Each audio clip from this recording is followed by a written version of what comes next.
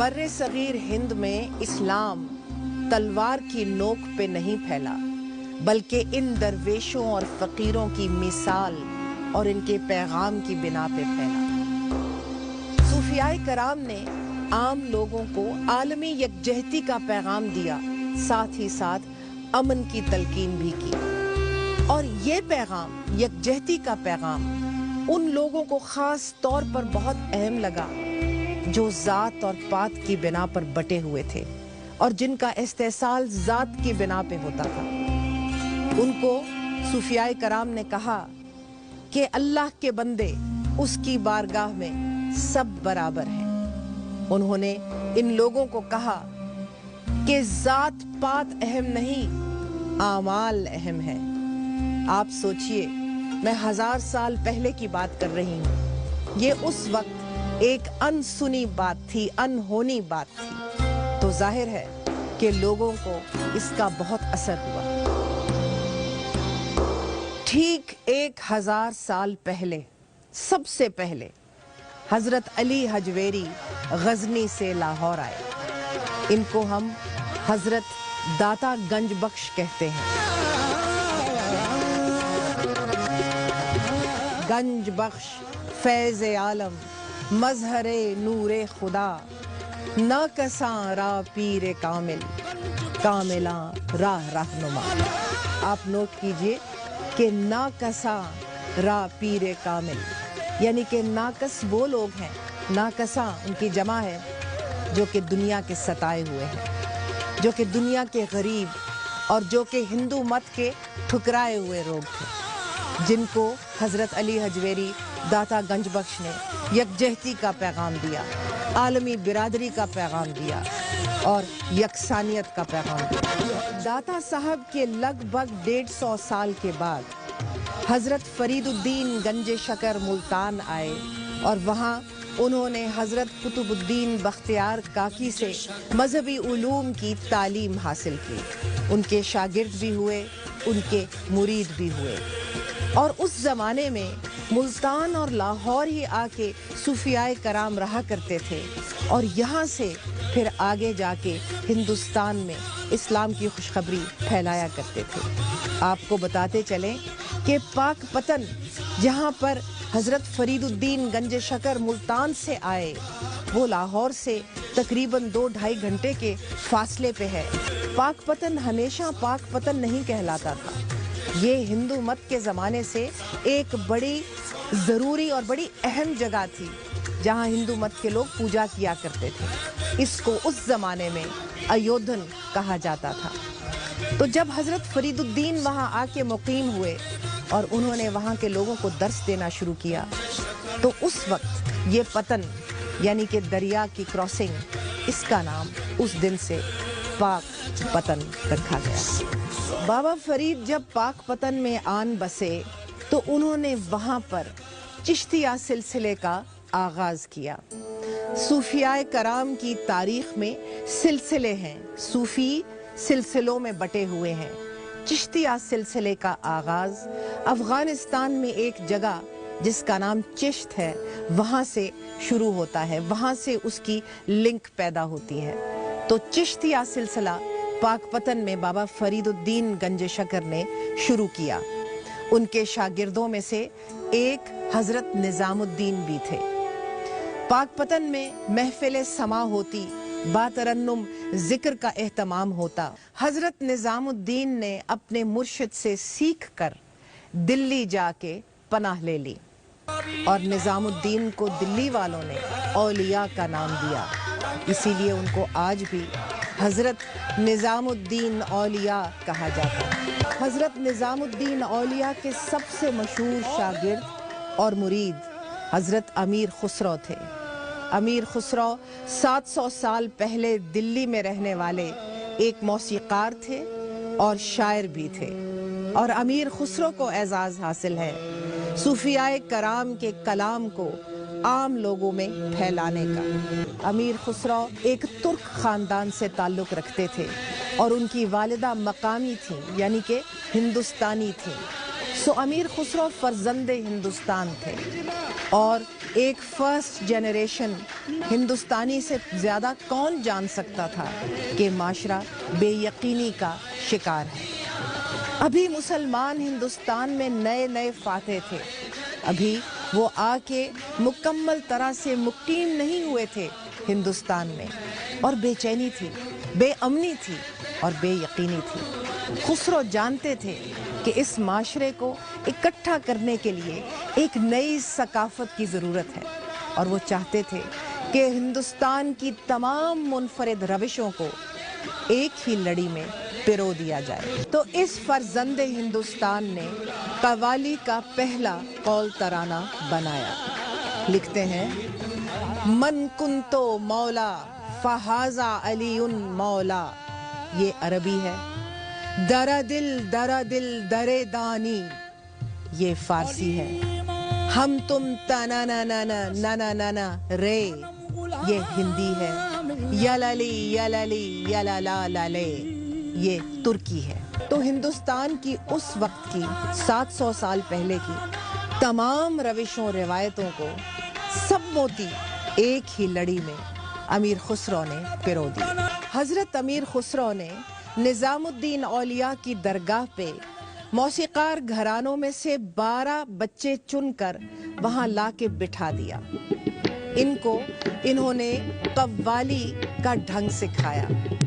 ان کا نام قوال بچے پڑ گیا، اور جب قوال بچوں نے من کنتو مولا فہذا علی مولا پہلی دفعہ قول ترانہ درگاہ پہ پیش کیا تو یہ دنیا کی اور تاریخ کی پہلی قوالی تھی۔ قوال بچوں نے آگے جا کر قوالی کو بہت فروغ دیا، اور انہی کی لڑیاں ہیں جو آج بھی قوال ہیں، جن کو ہم آج بھی سنتے ہیں، اور انہی کی اولاد نے آگے جا کر موسیقی کا دلی گھرانہ بھی بنایا۔ قوالی کی موسیقی عربی نعت، ایرانی ترنم اور ہندوستانی دھروپد کی ساخت کو ملا کر بنائی گئی۔ اس موسیقی کا مقصد یہ تھا کہ سننے والے کو معرفت کی طرف لایا جائے، معرفت کی کیفیت پیدا کی جائے، اور صوفیاء کرام کے مطابق یہ کیفیت صرف علم حاصل کر کے نہیں آتی، نہیں طاری ہوتی، بلکہ وجدانہ کلام کو سن کے جب دل اور دماغ پہ وہ کلام اثر انداز ہو جائے تبھی معرفت حاصل ہوتی۔ صوفیاء کرام کا کہنا ہے کہ معرفت کو حاصل کرنے کے لیے مراقبہ یعنی کہ میڈیٹیشن بہت ضروری ہے۔ میڈیٹیشن کے علاوہ اس میں موسیقی کو سماعت کرنا، محفل سما میں باترنم ذکر سننا، جھومنا، یہ بھی معرفت کی طرف لے کے جاتے ہیں۔ قوالی سنتے ہوئے معرفت کے سفر کے آغاز میں لوگوں پہ حال طاری ہو جاتا ہے۔ حال میں لوگ کھو جاتے ہیں اور اپنی سوچوں سے، اپنے جسم سے باہر نکل آتے ہیں۔ حال سے اگلا مقام فنا ہے۔ فنا صوفیاء کرام کے مطابق آخری مقام ہے، اور فنا ہو جانا، غرق ہو جانا، اپنے رب العزت کی عشق میں بالکل گھل جانا، مٹ جانا۔ بدھ مت میں فنا کے مقام کو نروانا کہا جاتا ہے۔ ایسا ہوا ہے کہ قوالی کے دوران جب لوگوں کو حال طاری ہوا ہے تو حال کے بعد فنا کا مقام بھی آیا ہے۔ ایک کہاوت ہے اور شاید تاریخ کا پختہ حصہ ہے کہ حضرت قطب الدین بختیار کاکی قوالی سنتے سنتے حال کی کیفیت میں آئے اور پھر انتقال کر گئے، انتقال کر کے فنا ہو گئے۔ حضرت امیر خسرو کے ایک مشہور شاگرد سمات بن ابراہیم تھے۔ ان سے قوالی اور موسیقی کا دلی گھرانہ شروع ہوتا ہے، اور ان سے نسل در نسل قوالی کا فن اور ہنر منتقل ہوتا آیا، اور آج انہی کے نسلوں میں انہی کے ڈسینڈنٹس ہیں جن کی قوالی ہم بڑے شوق سے سنتے ہیں۔ فرید الدین ایاز اور ہم نوا منشی رضی الدین اور ان کے خاندان والے، یہ سب سماط بن ابراہیم کی اولاد ہیں۔ شروع میں حضرت امیر خسرو کے اشعار قوالی میں ہم نے سنے، اس کے بعد حضرت نظام الدین اولیاء کی شاعری بھی قوالی میں آئی، اور حضرت معین الدین چشتی اجمیری ان کی قوالی بھی بڑی مشہور ہوئی۔ جیسے جیسے وقت گزرتا گیا اور قوالی ہندوستان کے 4 کونوں میں منتقل ہوتی گئی، تو پھر سرائکی اشعار اور پنجابی اشعار وہ بھی قوالی میں نظر آنے لگے۔ اسی طرح حضرت بابا بلے شاہ کا کلام بھی قوالی میں سمایا گیا۔ اسی طرح حضرت بابا فرید گنج شکر کا کلام بھی قوالی میں سمایا، اور اس کے علاوہ آج تک نئے نئے اشعار بھی قوالی میں، سرائکی میں، سندھی میں ہمیں سننے کو ملتے ہیں۔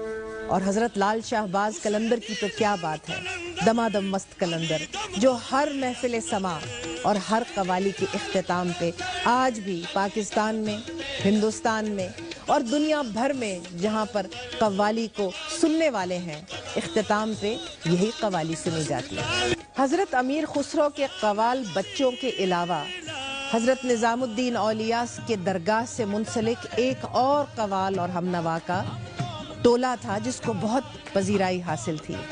ان کا نام تھا نظامی بندھو، اور نظام الدین اولیاء کے ساتھ وابستگی کی وجہ سے نظام الدین بندھو کہلاتے تھے۔ ان کو دربار میں بھی بہت پذیرائی حاصل تھی۔ ان کو سلطان علاؤ الدین خلجی کی سرپرستی حاصل تھی، جو کہ 700 سال پہلے دلی کے سلطان تھے۔ نظامی بندھو کی فیملی آج بھی مشہور قوال ہے۔ 1526 میں دلی کی سلطنت زوال پذیر ہو چکی تھی، اور ظہیر الدین محمد بابر جو کہ پہلے مغل فاتح تھے ہندوستان کے، وہ تخت نشین ہو چکے تھے۔ مغلوں کے دربار میں قوالی بہت پسند کی جاتی تھی، اور وہاں پر ہمیشہ محفل سماع ہوتی، جمعرات کو ہوتی، جمعے کو ہوتی، اور بادشاہوں کو بہت شوق تھا۔ اکبر بادشاہ اپنے عبادت خانے میں محفل سماعت ضرور کرواتے تھے، اور قوالی بڑے شوق سے سنتے تھے۔ اکبر کے بعد نسل در نسل مغلوں نے قوالی سنی۔ ان کے جانشین نوابوں نے بھی ہندوستان میں قوالی کو بہت فروغ دیا، اور قوالی اس وقت جبکہ نوابوں کے درباروں میں آ چکی تھی، تب تک اتنی بدل چکی تھی کہ امیر خسرو، حضرت نظام الدین اولیاء، حضرت معین الدین چشتی کے کلام کے علاوہ اس کلام میں، ان قوالیوں میں کبیر داس کا کلام بھی ہوا کرتا تھا، بابا بلے شاہ کا کلام بھی ہوا کرتا تھا، میرا بائی کے بھجن بھی ہوا کرتے تھے۔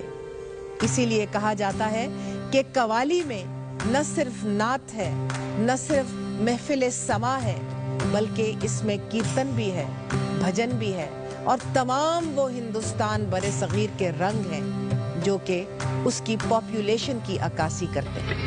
صرف گنگا جمنی تہذیب کی قوالی کے بارے میں بات کی ہے۔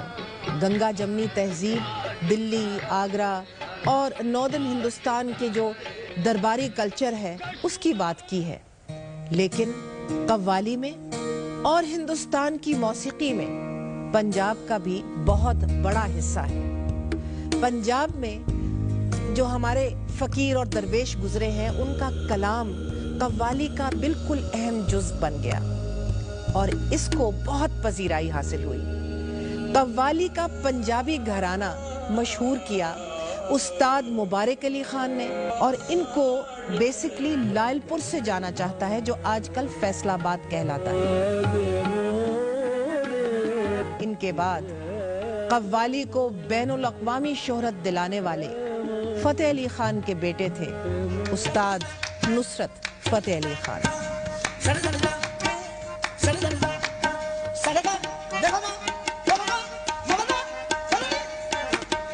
استاد فتح علی خان کی جو بیسک تعلیم تھی وہ کلاسیکی گائیکی میں تھی، یعنی کہ انڈین کلاسیکل راگ اینڈ میوزک، اور انہوں نے اپنے بیٹے نصرت کو بھی اسی کلاسیکی گائیکی میں تعلیم دی۔ ان کو انہوں نے قوالی نہیں سکھائی، قوال نہیں بنایا۔ جب استاد فتح علی خان کا 1964 میں انتقال ہوا تو تب پہلی مرتبہ نصرت نے قوالی پیش کی اور ان کے استاد اس قوالی کے فن میں ان کے چچا استاد مبارک علی خان تھے۔